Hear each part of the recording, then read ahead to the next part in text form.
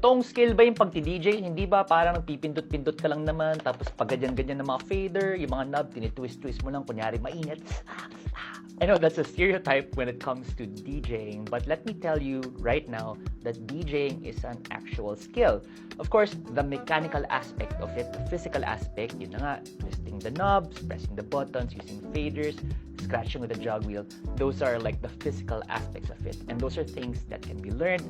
But apart from that, there is also the mental and emotional aspect of DJing, which to me take a lifetime to master.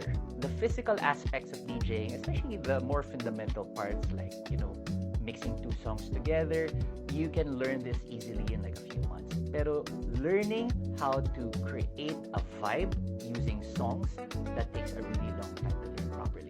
The way you create a vibe is by setting the mood, and setting the mood entails something known as crowd reading, or knowing the kind of effect you want to have on the dance floor or even in the venue where you're playing, whether that's a bar, a restaurant, or even a coffee shop. So these are more, I would say, curatorial skills na gagaling ka dito the longer you've been DJing and the more you've been a fan of music in general. Kasi pag may edad ka na nagdi-DJ, like ako, I'm in my 40s, I feel like I can play all sorts of music now that I've had a bit more experience compared to when I just first started. Mas malawak yung musical taste ko, so I can adapt to more situations. And that kind of skill just comes with experience. So yeah, DJing is an actual skill and it takes time to develop it. Trust me.